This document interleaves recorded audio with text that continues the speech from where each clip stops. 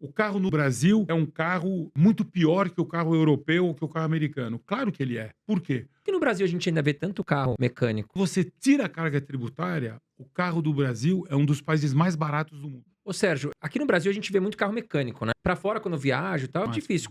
Pra Ásia ainda vi bastante carro, mas são países mais pobres, né? Carros mecânicos. Por que no Brasil a gente ainda vê tanto carro mecânico? poder aquisitivo. O que acontece é o seguinte, o Brasil é um país de renda média baixa. O pessoal fala renda média média, não é. A nossa renda per capita no Brasil gira ao redor de 10 mil dólares. México, 10 mil dólares. Chile, 18. O Chile é bem mais rico que o Brasil na média. Mas, por exemplo, Estados Unidos, 85. França é 42, a Alemanha é 46, a Turquia é 15, a Polônia é 18.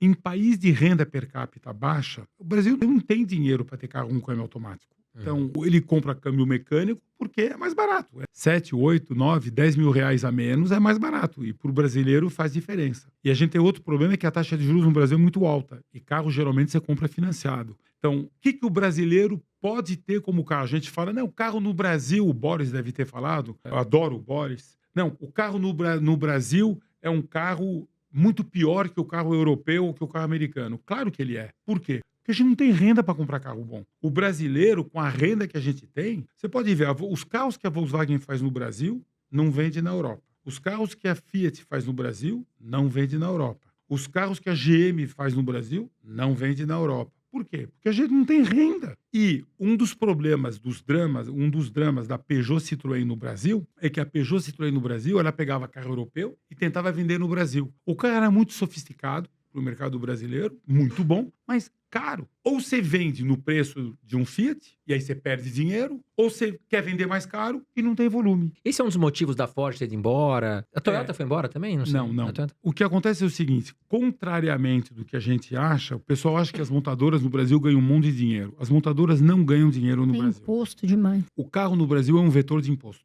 O carro no Brasil tem 37% de imposto no preço de venda. Então, quando você tira a carga tributária, o carro do Brasil é um dos países mais baratos do mundo. Muito mais barato que os Estados Unidos. Mas muito mais. Muito mais barato que a Europa. Você pega o Corolla. Primeiro tem que pegar um carro que é vendido em todo lugar. Então, pega um Corolla. O Corolla é fabricado nos Estados Unidos, vendido nos Estados Unidos. Fabricado no Japão, vendido no Japão. Fabricado na Europa, vendido na Europa. Na Europa, eles fazem na Inglaterra. E fabricado no Brasil, vendido no Brasil. E é o mesmo carro. A Toyota é o mesmo carro. Toyota no Brasil, modelo lá XLE, que é o Toyota mais sofisticado, sem ser híbrido, ele custa 190 mil reais. Quando você tira a carga tributária, 120 mil reais, 20 mil dólares. Esse mesmo carro, mesmo, em Miami, é 28 mil dólares sem imposto. No Brasil é 20. Ou seja, lá tem 8 mil dólares a mais para a montadora. Sim. Não tem 8, porque você tem margem da rede, etc. E propaganda, etc. Mas você tem 8 mil a mais no preço de venda. Esse mesmo carro na Europa é 38 mil euros. Tira o IVA, 32 mil euros. Aqui é 20 mil dólares. Esse mesmo carro no Japão, 20 mil dólares. É o mesmo preço que aqui. Mas duas coisas. Primeiro, o ien lá desvalorizou. Esse carro era 24 mil dólares até 2 anos atrás. E segundo, não compara a economia de escala do Japão com a economia de escala no Brasil. Então a Toyota no Brasil, eles não divulgam, mas eles não ganham dinheiro aqui. Aí você pega o Honda Civic. A Honda lançou o Civic, fabricado no Brasil em 98. Fizeram a fábrica, em 98 lançaram. E fizeram várias gerações do Honda Civic. E na última geração, em 2018, eles decidiram não lançar o novo Honda Civic no Brasil. Hoje, a Honda não tem mais Civic brasileiro e o share da Honda caiu de 7% para 4%. Por que a Honda deixou de fazer a nova geração do Honda Civic no Brasil? Porque não ganha dinheiro. Porque se ganhasse, teria lançado. Sim. Então, alguém, um CFO lá no Japão, falou, escuta, a gente já lançou 3 gerações de Honda Civic no Brasil, nenhum ganhou dinheiro, eu não vou investir no quarto. Fica sem. Prefiro perder share do que perder dinheiro. E se a gente fosse falar assim, Sérgio, de carros populares, quais carros você acha que são os melhores para a nossa população, que é uma população que, né, investe o que pode em carro? Quais você Exatamente, acha? investe o que pode. Eu diria o seguinte, a Fiat, no Brasil, quando você olha o market share da Fiat nos últimos 20 anos, eles estão firmes entre 21% e 23%. Eles não perdem share. Por que a Fiat não perde share? Porque a Fiat, ela conhece bem o Brasil e ela faz carros pro brasileiro, que não vende na Europa. Porque o europeu não compra esse tipo de carro que a Fiat faz no Brasil, que é um carro rústico, tecnologicamente não avançado, mas que para o brasileiro é o que a gente pode comprar. Sim. Então a Fiat vende 520 mil carros no Brasil ano passado, vendeu 180 na Itália. Vende 3 vezes menos Fiat na Itália que no Brasil. Vendeu 35 na França, 85 na Alemanha. Fiat vende no Brasil. Com lucro? Com lucro. Por que com lucro? Porque eles fazem 520 mil. Então, eles têm fornecedores, etc. Qual foi a grande oportunidade da Peugeot e da Citroën no Brasil? É quando teve as Stellantis, eles estão usando agora os fornecedores da Fiat, os motores da Fiat, a suspensão da Fiat, que não é sofisticada, mas é o que o Brasil pode pagar, e você consegue ter carros. Agora, os novos Citroëns estão a uma relação preço-qualidade excelente, mas não vende mesmo assim, por causa de reputação da marca. Mas aí se a gente fosse falar, por exemplo, Fiat, quais modelos você Todos da acha, Sérgio? Fiat, todos da Fiat, sem exceção, são carros completamente adaptados ao Brasil, por isso que ele é líder do mercado brasileiro. HB20 também, você acha um carro? HB20, que é uma jabuticaba brasileira, que também não vende em outro país do mundo, é um excelente produto. O T-Cross, o Polo brasileiro é completamente diferente do Polo europeu. O Polo teve uma repercussão, né? Agora, não sei, foi recente até, teve algum problema de propaganda também, né?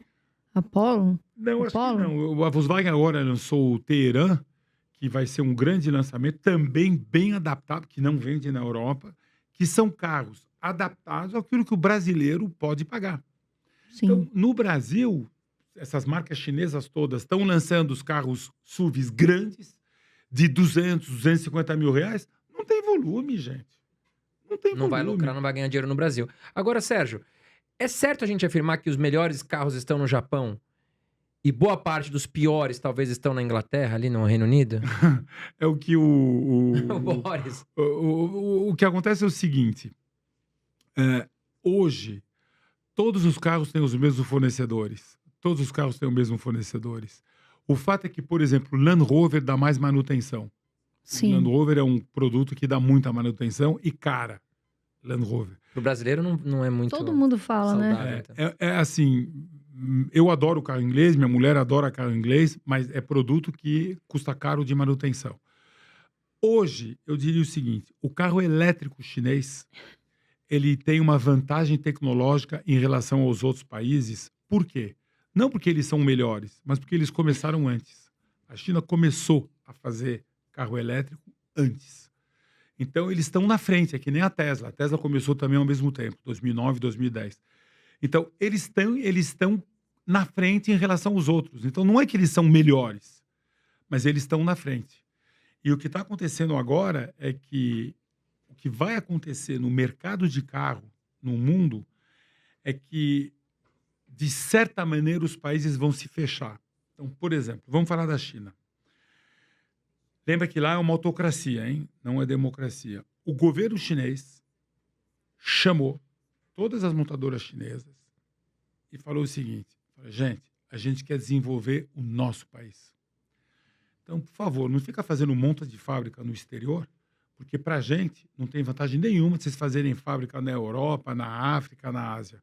Eu quero fábrica aqui na China.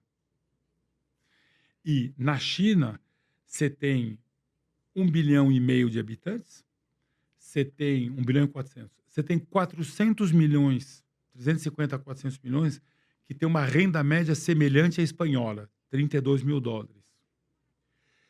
Com o Power Purchasing Parity, que é o poder de compra, de 60 mil dólares, que é a Alemanha. Você tem 400 milhões. E você tem 1 bilhão de chineses que tem uma renda per capita de 4 mil dólares. Mais ou menos o Quênia. Uhum. Então, eles precisam desenvolver esse bilhão de população que eles têm. Mas isso é fazendo fábrica lá, no interior da China, não fazendo fábrica no Brasil. Sim. A China, como país, não ganha absolutamente nada quando uma montadora chinesa faz uma fábrica na Europa. Exatamente. Ainda mais com um carro específico para algum mercado específico. Então, na prática, os carros chineses eles vão ficar na China. Os Estados Unidos, eles estão se fechando agora, mas já era mais ou menos fechado. A Europa, por exemplo, hoje é proibido vai ser proibido por lei vender qualquer carro que tem software chinês a partir de 2028. E quem fez isso foi o governo Biden, não foi o Trump. Por quê? Porque os carros, com o software que eles têm, eles captam tudo o que acontece ao redor deles. Porque os carros hoje, que são semi-autônomos, eles têm um monte de câmera. Eles captam tudo o que acontece ao redor deles. É uma fonte de informação gigantesca para um governo exterior. Claro. Sim. Então, National Security e National Security nos Estados Unidos, ninguém mexe. Proibido. Não é nem carro chinês. É carro que tem software chinês. Por exemplo, na China, tem lugares onde Tesla não pode entrar. Não deixa entrar. Caramba. As estatais chineses, por exemplo, eu trabalho junto com a JAC, que é uma estatal chinesa, proibido iPhone. Proibido iPhone. Porque iPhone, a Apple lá sabe tudo que tem no teu celular. Fica tranquilo. Tudo. Uhum. Você baixou o ChatGPT, tudo que está no celular está no banco de dados dele. Ó, fica tranquilo que está. Eu baixei o ChatGPT chinês. Todo mundo falou, ih, agora os chineses sabem tudo que está no seu celular. Que nem o ChatGPT também sabe. Então, esses instrumentos que a gente tem, aqui eu não tenho nada de confidencial, mas eu vou te falar. Que eles sabem tudo, sabem tudo. Então, com o tempo, na Europa, vai ter a mesma preocupação com segurança. Que é o seguinte, você estaciona um Tesla perto de uma base aérea francesa, você sabe tudo o que acontece na base aérea. Que horas o funcionário chega, que horas o piloto chega, quanto tempo leva para decolar um piloto quando tem uma emergência, quantos drones decolam, você sabe tudo. Só deixar o carrinho estacionado lá. Porque ele tem câmera para tudo quanto é lado. Então, os mercados de automóveis eles vão ficar menos globalizados.